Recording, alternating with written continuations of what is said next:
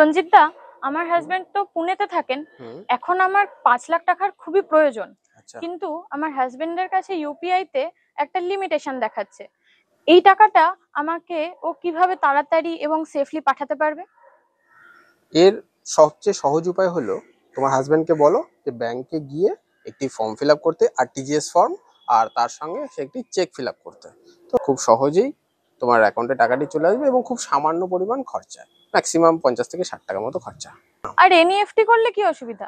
এনইএফটিতে একটু সময় লাগে, 2 ঘন্টা ম্যাক্সিমাম টাইম লাগে। আর আরটিজিএস হয় ইমিডিয়েট, মানে এই মুহূর্তে তোমার যদি ফর্ম ফিল আপ হয়, এই মুহূর্তে যদি অ্যাকাউন্ট থেকে টাকা পাঠানো হয়, ইমিডিয়েটলি তোমার অ্যাকাউন্টে চলে আসবে উইদিন 5 মিনিটস। আর এনইএফটিতে 2 ঘন্টা সময় লাগে। জাস্ট এটুকুই পার্থক্য, টাকা পয়সা কোনো রকম পার্থক্য নেই। Thank you Sanjit da, you are always helpful. আর এরকমই ছোট ছোট ইম্পর্টেন্ট খুঁটিনাটি তথ্য জানার জন্য আমার সঞ্জিত বাগচি চ্যানেলটিকে ফলো করুন।